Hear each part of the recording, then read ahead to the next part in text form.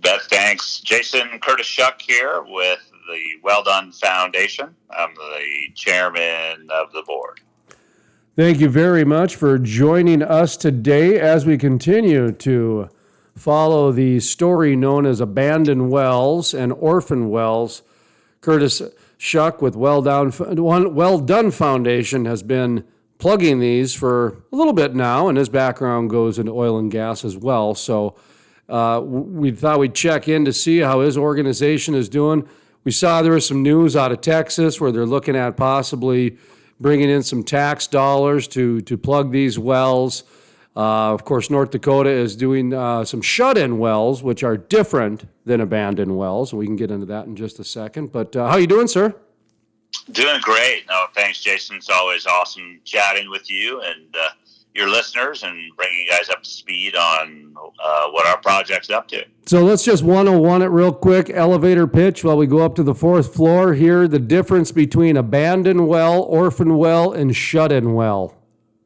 You bet. So orphan wells are pretty clear. An orphan well is one that has no financial party connected any longer through bankruptcy or, any number of unfortunate events. The well has fallen into the hands of the regulator by default, and then it again essentially becomes a ward of the state. An abandoned well is a little bit more oblique in that, typically that's one that an operator has sort of disengaged with, maybe is a politically correct term for that, and is, maybe considered shut in on the state books, but, shut in has a pretty limited shelf life, technically. I would tell you that a well that's been shut in for more than 5 years is probably an abandoned well and not so much a shut-in well. And then, a shut-in well, a truly shut-in well from a responsible operator is one where production has been curtailed. There's control on the wellhead, and the operator continues to monitor the well to make sure that it's in good standing. Is there a timeline for when it goes from shut-in to abandoned or orphan at all? Well, there's a pretty, it's a good question because it's one that gets asked a lot and it is one that varies literally from state to state. So there's not a universally applied standard, if you would. Typically it's between 12 and 24 months that a well is able to be, technically shut in. Operator in good standing is, like I said, just curtailing production. Typically, it's due to market swings or perhaps some level of maintenance that needs to be taken. And so that's, again, Jason, that's typically, what we see. I would tell you that a well that extends beyond the 5-year period, and that's an important threshold that we can get into later. But beyond that 5-year period, then it's pretty evident to the regulators and really to the industry that, there's likely not an economic opportunity there any longer, and that something a little bit more affirmative needs to happen. And then, of course, an orphan well is kind of in a completely different sector, typically tied to bankruptcy, longer process. I mean, you may see the well sort of progress through those stages, right? So, kind of goes shut in on the books, operator's in trouble. Then pretty soon the operator is gone. Well, then, that well progresses into that sort of abandoned period because, often it takes a while for, those proceedings to make their way through the legal system.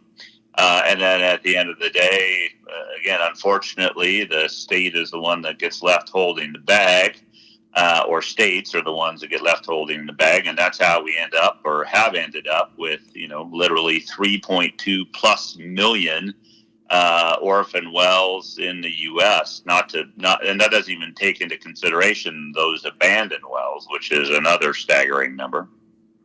3.2 million plus orphan wells?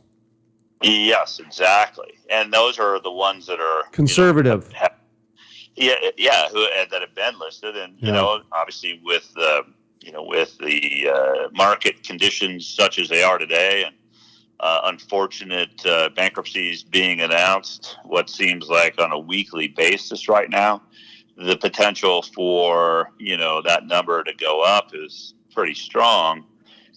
Typically in the industry, we see those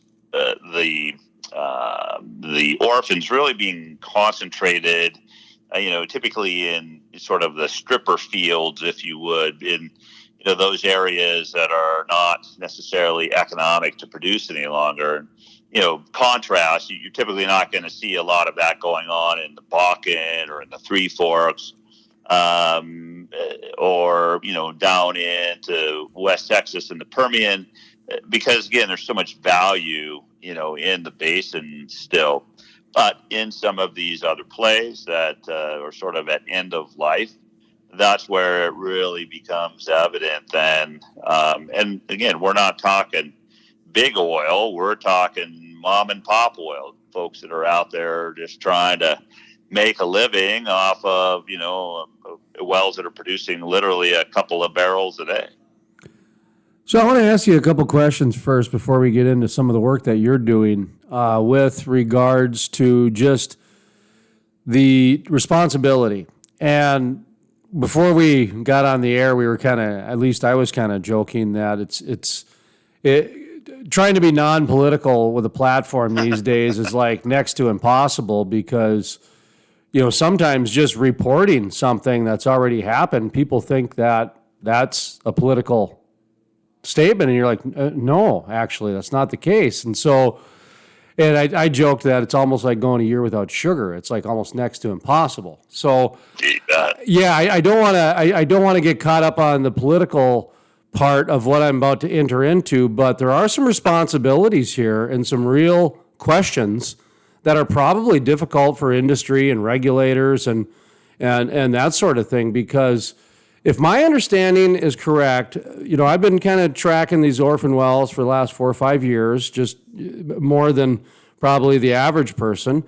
And in most states, it is the landowner that at the end of the day is really on the hook for the orphan well. And in some states, in most states, there's like a deposit or some sort of money, a bond that's been put down. And I think in North Dakota, it's like $5,000 or $50,000 or something like that. And so that's kind of where my questions lie here, as far as who's responsible for these and what are some of the safety precautions that were tried in the past. How's that for a question? Sure. Yeah. No, that's a good one, because it's it's the first one that gets asked oftentimes, and I'll do my best to provide some answers, or at least some insight perhaps into that. So first of all, typically, not always the case, but typically, as you're aware, that the surface rights and the mineral rights on a particular piece of property don't always run together. Oftentimes they have over the years been bifurcated or separated. And so, that sort of in and of itself helps to muddy the waters. You mentioned the surface owner earlier. What I found, especially in the orphan well scenario, is that it's typically the surface owners that have sort of been left holding the bag, if you would. And I'll give that example in northern Montana, where we're working right now. And, the surface owners are the ones that have, purchased a piece of ground, down the road after, multiple transactions. And, they purchased the ground, obviously understanding that, there's oil and gas activity. There's a separate oil and gas lease that's out there. And, they're left having to sort of, I don't call it. One of our surface owners has recently called it the Top Gun School of Farming on some of this dryland wheat acreage, where literally they're out dodging, pump jacks or wellheads, tank batteries, buildings, oil field trash that have been left behind by some of the operators that maybe weren't the best at housekeeping, and so they really don't have a recourse. So what they do is they rely on the state. Now, the state over the years has charged a bond, and there have been bonds that needed to be put in place, albeit, you mentioned earlier that oftentimes those bonds are a far cry from what is commercially required to actually plug and abandon the well. The good news is, Jason, is that the regulatory bodies across the individual states have stepped up their games. And I look at it in terms of sort of looking back through the history is, this journey of, process improvement, if you would. And, you look at folks and oil and gas operators from the turn of the century or, mid-century, and some of their operating practices are ones that would absolutely, flip us on our ear today just because there's no way that, you could get away with it. But back then, based on the best available science and based on industry practice, that was acceptable. I think it's sort of the same thing for the regulators that, there's been a lot of pressure put on the regulatory bodies through the industry, which, is very strong in its influence. But now what we've found is that, the regulatory bodies are certainly way more proactive in making sure that bonds are in place, that operators are in good standing, and that they're really, sort of doing the job that they've been, tasked to do. So that's the challenge. And then, of course, we've got industry in place, and industry is always certainly looking at, maintaining that balance between operational cost and regulatory compliance, and, doing the best job that they can given, the available science, if you would, at the time. And so, where that does is it sort of can lead to this area of conflict, almost a three-way area of conflict between the oil and gas operator, the regulatory body, and the landowner. So what we do in a scenario like this, to your point exactly, is that, we, first of all, the Well Done Foundation has what we call our triple bottom line. In order for a project to work for us, it's got to sort of hit on all three of those points. And, the triple bottom line includes industry, it includes the community, and it includes the environment. And, we've got to strike that balance. We're absolutely working with, industry representatives, and both sort of at a high level and those folks on the ground. We've got to work with the community, which includes surface owners, and the folks in political office, as well as the regulatory bodies. And so that's absolutely key. And then we've got to do what's right by the environment too. And so oftentimes where I kind of find myself is trying to maintain the high road. And that high road for us with the Well Done Foundation is about taking action and making it better than the way that we found it, versus throwing rocks at the guys that got us there. Because we found that hasn't been very productive in the past. Obviously, it's not working, hasn't worked up to now. So I think we need to employ a different business model, which is exactly what we're doing. And that is to really, again, take that high road. Let's stay focused on, be a solutions-based organization and take action. Are you guys nonprofit, for-profit, super PAC? How are you guys getting checks written out to you these days? Yeah, so we're not for profit. We're a nonprofit 501c3. We actually made that transition just recently 100%. when we first started in the business, we had the entity Well Done Montana, and we're focused on trying to strike that balance. And it's really become clear, Jason, that in order for us to stay on mission and stay on message, it's just so much easier if we're, and non-confrontational is we just focus all of our efforts on the nonprofit entity. And so I would tell you that once we made the decision to do that about, a couple months ago, that my life has been much more intently simplified just through message and through focus of our mission. And so that's the direction that we're going, and it just makes so much more sense. Again, at that point, industry doesn't view us as a competitor. The regulators are able to look at us as a friendly, not as a for-profit entity that they've got to think about, maintaining a level playing field across all the other for-profit entities. So it's just made, again, like I said, my life much more simple.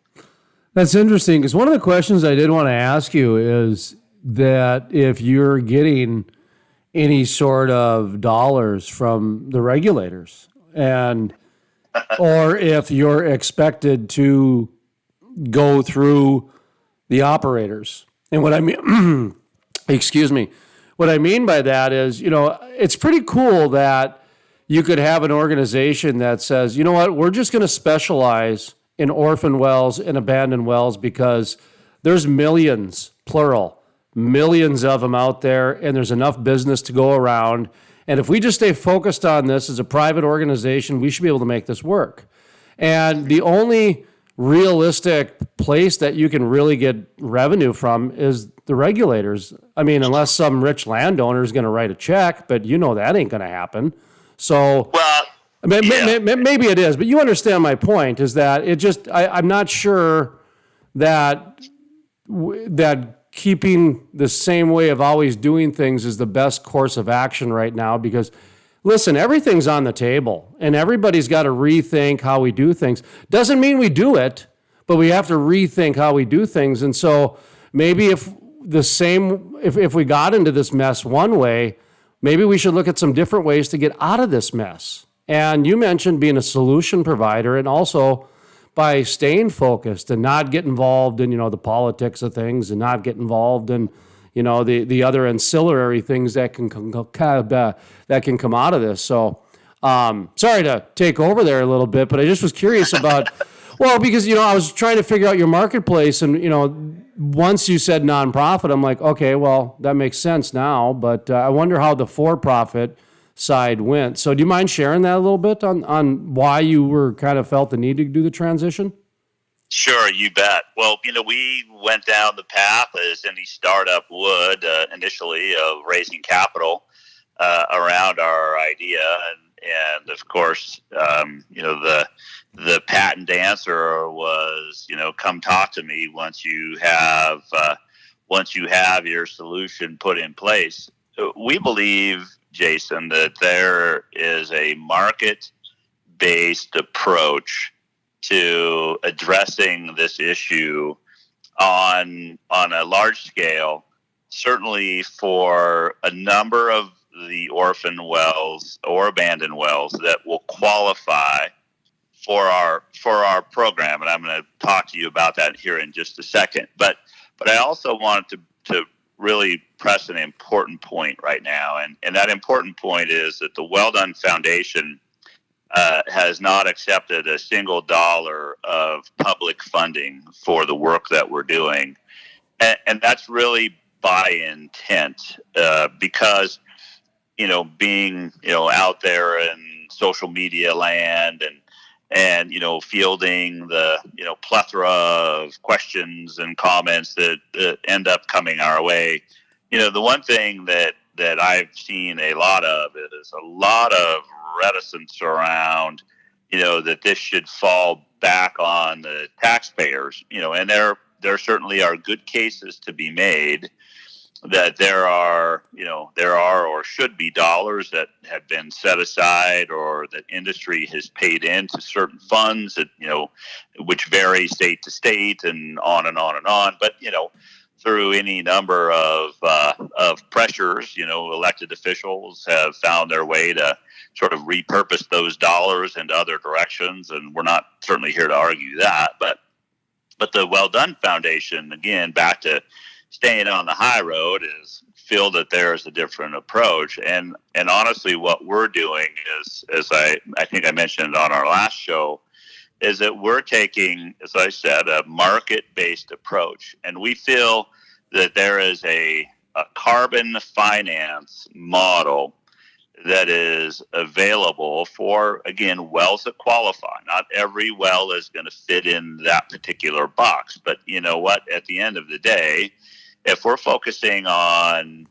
wells that are, again, I mentioned carbon finance. So carbon finance, the basis of that is that there's got to be an emission factor significant enough to have or make the economics work, right? So, and of course, no well is created equal from geologic formation to geologic formation, based on depth and pressure and freshwater aquifers that are, involved. So there's lots of variations, if you would, to this. But what we're working on right now, as I mentioned, is a carbon finance model that would allow us and others, it's not just us, but others, to join us in this fight. And to be able to use carbon finance, then offset credits generated through the elimination of carbon dioxide equivalents. And, we've entered into, we've been at this now for, about 6 months, really intently working on developing this carbon program. I'm happy to say that we've got some great partners with the American Carbon Registry, HDR, who is supporting us. We just recently announced a partnership with a company named Radical out of Calgary, Alberta, who is supporting us in the development of our carbon program.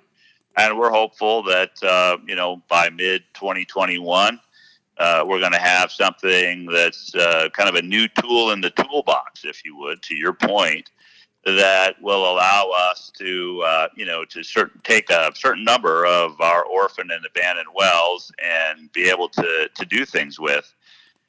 I think it's exciting that there are others that are on this parallel path with us, looking at other financing options and that are sort of focused on things like, drinking water aquifer pollution or groundwater pollution for sure. And I look at it like this, Jason, is that it's kind of similar to the North Dakota energy strategy, sort of all of the above. I really think that's the approach that we need to take with this problem too. It's so big. There isn't a single silver bullet sitting out there.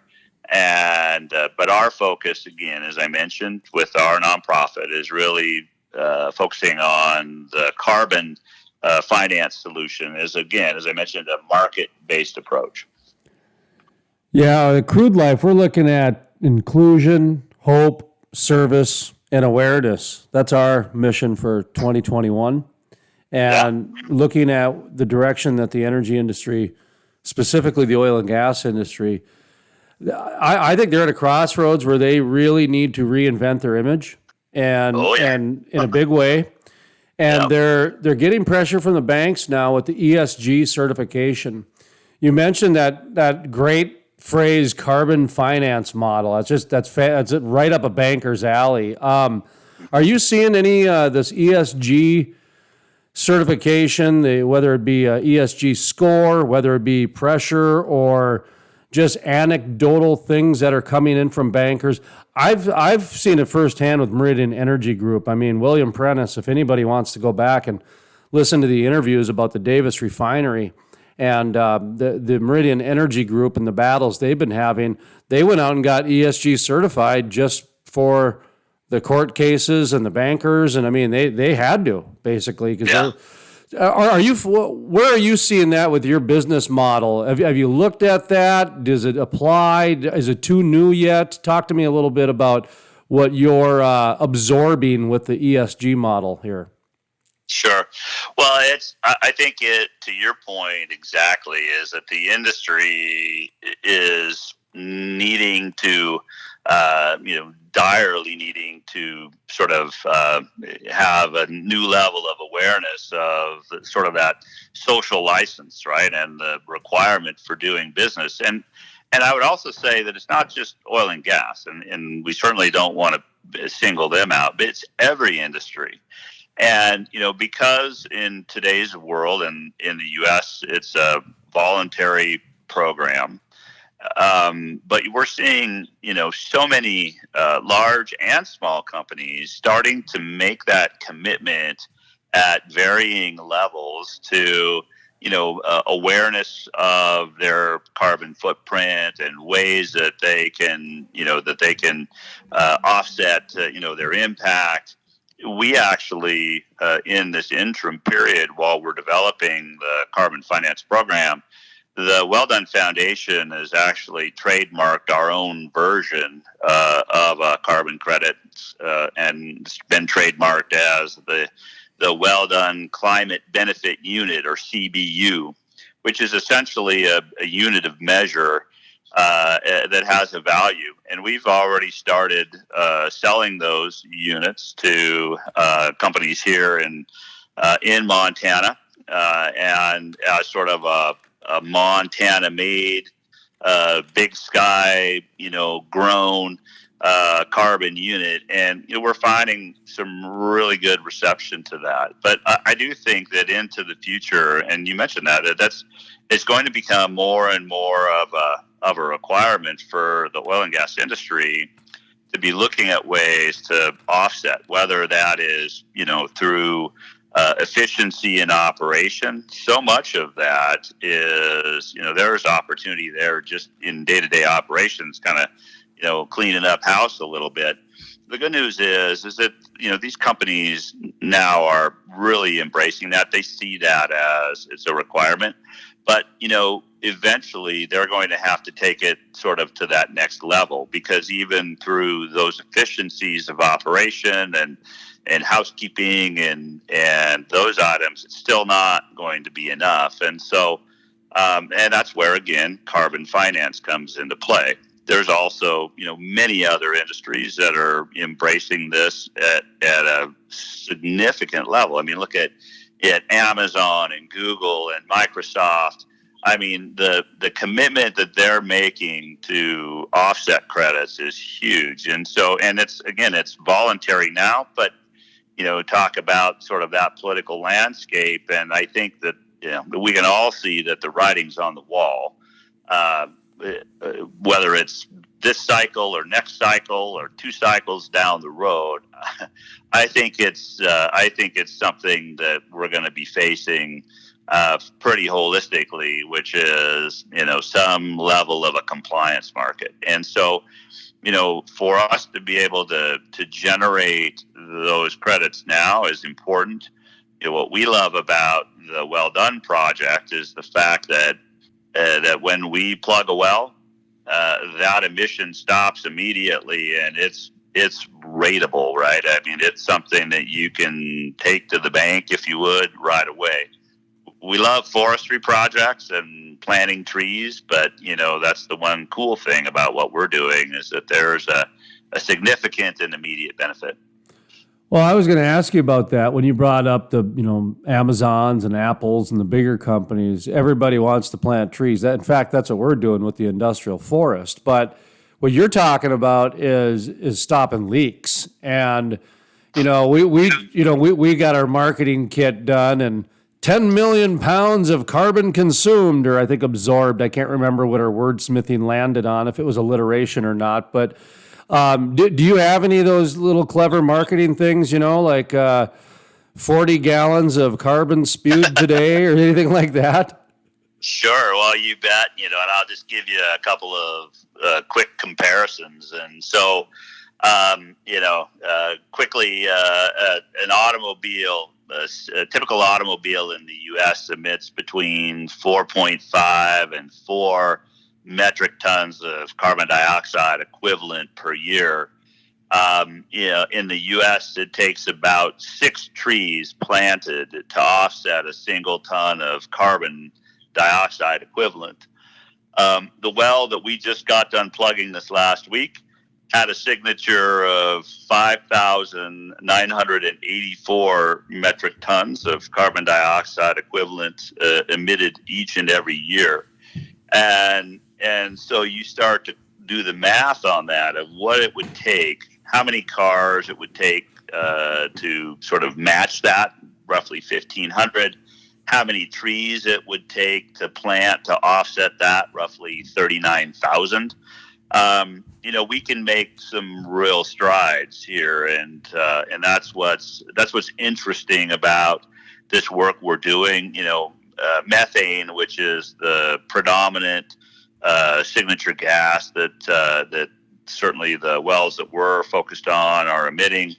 It's got an impact or a global warming potential over the 100-year strip of like 25 times that of carbon dioxide. So, a little bit of that stuff goes a long way. And so, like I said, it doesn't work for under every well model, but that's why our focus is really identifying those super emitters and then prioritizing them for closure. I was down in Texas last week in Houston for a couple days and had a chance to talk to Tom Slocum, who's doing the documentary down in Texas. And I know he's trying to get up to the Bakken and up to your neck of the woods in order to get some filming up here. He's, like most documentaries, they're still fundraising throughout the whole, how it is. You're changing oil going 90 miles an hour down the interstate. That's the way it goes sometimes. And but we were talking about the issue in Texas, and then of course that news story came out. 1.7 billion or something along those lines was the study that they said the taxpayers would be on the hook for, and then, of course, that sparks a whole different conversation about, well, maybe it's more like 5 billion, or, everybody's got an answer is what I'm getting at. And so what was lost on me, though, is the conversation that the taxpayers are now going to be footing this bill. Like, is that kind of what's going on in Texas? Is that the conversation they're having? Do you know what I'm talking about? Oh, for sure, yeah. And I would tell you that it's, whether it's 5 billion or 117 billion, it's still a whole lot of zeros. And it's more than $1 billion. Let's just put it that way. It is, and obviously the taxpayers aren't super stoked to be footing that bill, and part of that challenge is that especially if it's, to your point earlier, using the same old business model that we've always used. So if we just throw more money at the problem, is it really going to fix it? I think we have to rethink the whole program, and whether that means that there's some other folks that need to step into the queue there to lead the challenge. So be it. But I don't know that just giving more money to fix the same old problem is going to make it work. And that's where. Well, this is where. Oh, sorry. Go ahead.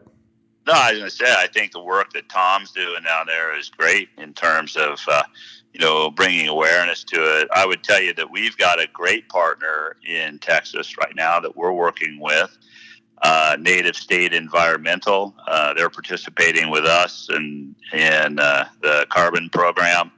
And we've found that we're working with another group in Colorado right now.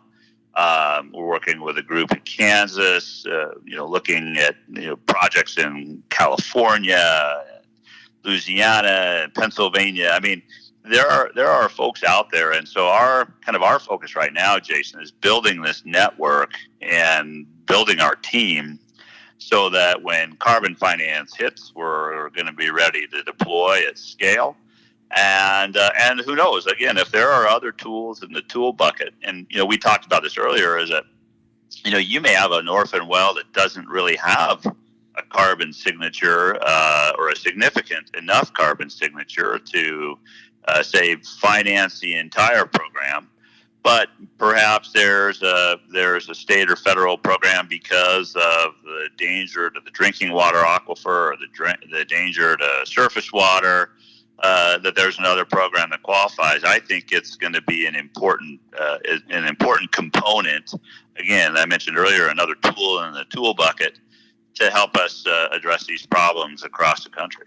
Well, I'm sure that industry and state appreciates your being kind, but at the end of the day, all it takes is a Boy Scout mentality to leave a place better than when you left it, and that's really all we're saying here is that there's all kinds of different safety, from a big hole in the ground to the drinking water to the methane gas, but at the end of the day, they should be plugged just because it's the right thing to do.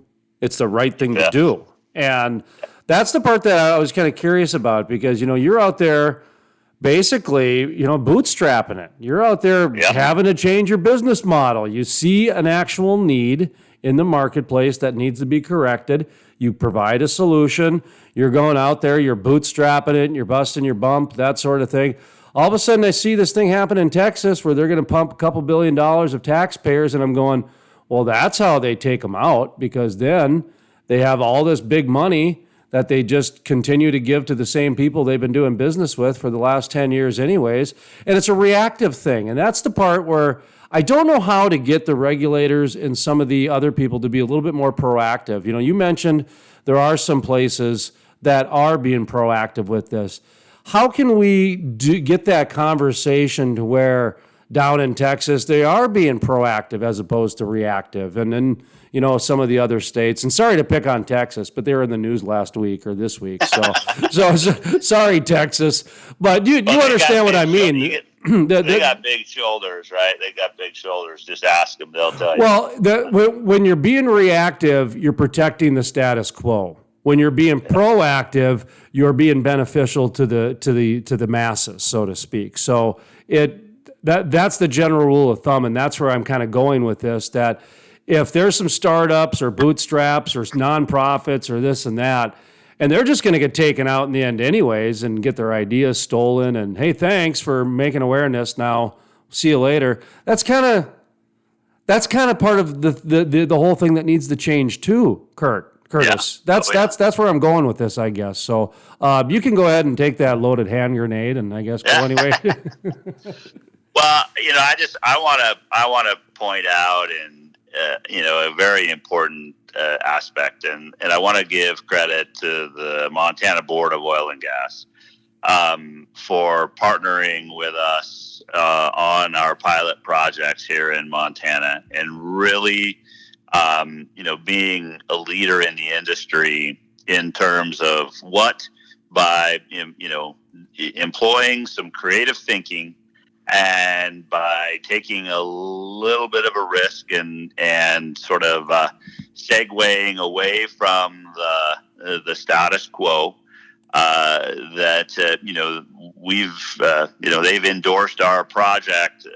We've formed if you would, a public-private partnership of sorts, and I think that it's a model that now they can hold up to other regulatory bodies across the U.S. Look, to your point, the same old way of thinking isn't getting us further down the road, right? And we need to be more creative in this, and I think they've done a great job. I think the state of North Dakota, as well, has taken a real proactive approach here. Now, obviously, there's different finance mechanisms there, but again, it's like we said earlier, this isn't a cookie cutter. And I think just the fact of being open to having these conversations is really important. I found that what we're doing here in Montana really makes some sense to other regulatory bodies. So as we've been working, in the state of Kansas, for instance, introducing our program, or a little bit in the state of Colorado, introducing our program. The fact that we're able to say, look, go talk to the Montana Board of Oil and Gas and let them tell about their experience in working with the Well Done Foundation. Then that's a huge benefit, and it takes a little bit of that,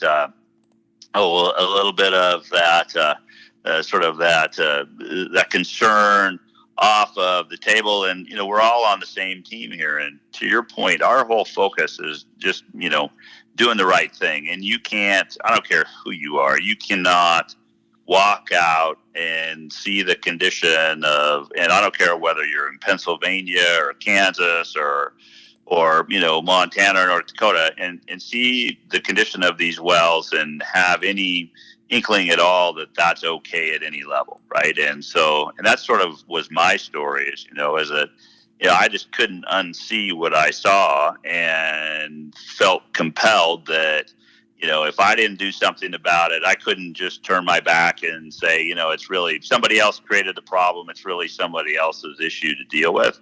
It just sort of fell on my shoulders, and been very fortunate and blessed that we've had a lot of folks that have joined us in this fight, and we're excited to see where it's going next. I really think that the future of oil and gas is going to be a lot of solution-based marketing. Now, what I mean by that is they need to keep doing business as usual, because let's be honest, it's not an easy industry. And what's happened to the oil and gas industry is the same thing that happened to the agriculture industry, in that the grocery store replaced the farmer. The light switch has replaced the oil and gas worker. So the average person's out of touch. They don't understand where their energy comes from, in the same way the average person did not understand where their hamburger came from. And that's, whether it's by design or not, that's just the way it goes. And because of that, this whole climate change and this whole climate activism movement is real. I mean, I watched what happened in Colorado.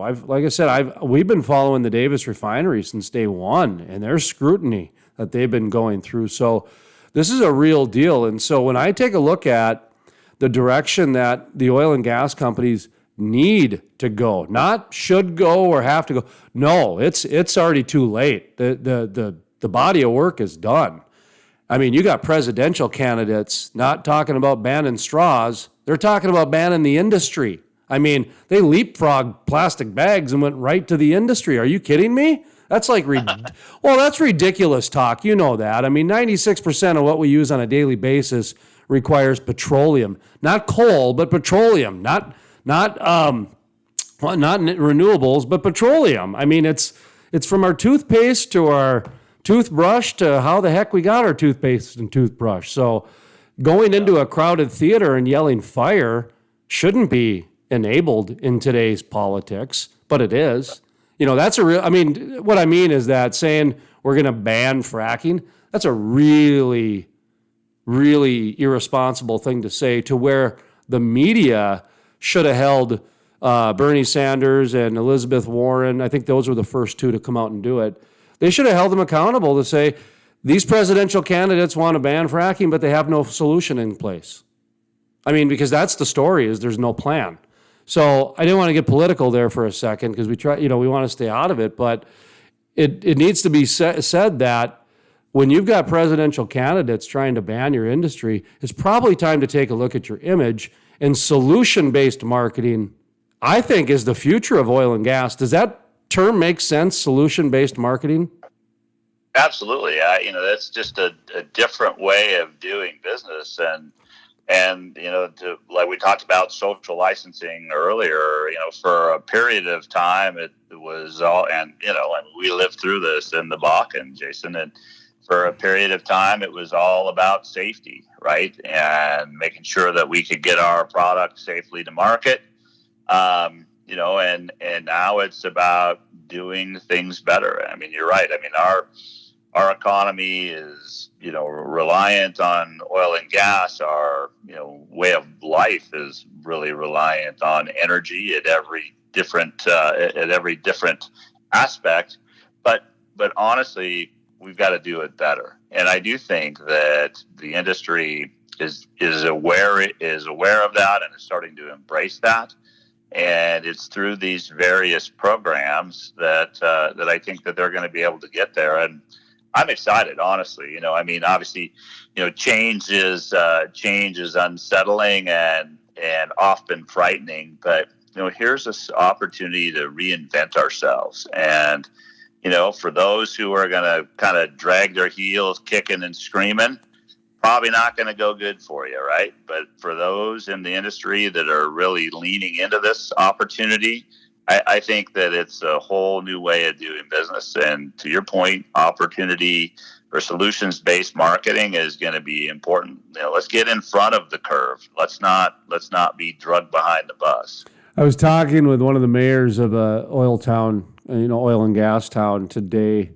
We had a great conversation. We're going to be announcing a project in their community very shortly, and we'll keep you posted on that. But he brought up a good point, which is the oil and gas community really needs to understand everybody has a cell phone, therefore everybody's a reporter, and everybody's looking to be the fail photo of the day. His words were, "You give them an inch and they will take a mile." And he didn't mean necessarily environmentalists, but that was the context of what we were talking about. He was referring to basically anybody that wants to, try to act like they're making a difference, type of a thing. And I think that the old kind of oil and gas mentality doesn't recognize that at times. And that's where I'm getting with the solution-based marketing, that by going that direction, by having the conversation shift a little bit, I think you're going to see that, inch turn into a mile, get impacted a little bit more and more on a positive side of things. I sure hope so. And, it's time for us to find that common ground, and time for us to figure out ways to work together and to leave it better than the way that we found it. I mean, that's, to your point, that's a common core principle, right? I think that everybody agrees with that at some level or another. I don't believe that there's anybody that wakes up in the morning and says to themselves, "I'm going to see how hard I can suck today." I think they wake up and say, "You know what, I want to maybe try a little bit harder or do a little bit better." And so if we can come up with some of these opportunities to work together, whether it's one well at a time, like we're doing it, or when we start scaling up at, 10 and 20 and 100 and 1,000 wells, then, the outcome is the same, right? And if we can come together around this and agree on that, then, set the politics aside and let's do what's right.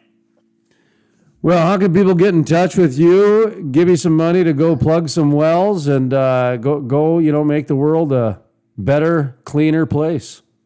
Yeah. Well, we hope that they have a chance to visit our website at www.welldonefoundation.com or welldonefoundation.org and check us out. And, it's not just about giving money. We've got volunteer opportunities. This is we're a grassroots program for sure, but we've got some great momentum. We've got some fantastic partners that we're working with right now, and more to come. And so we're excited, and we really hope, Jason, that we inspire others to do a similar type of a mission in other areas, because again, we understand that this is bigger than us for sure. And bigger than many of us. But if we start working together, then we're going to continue to accomplish great things.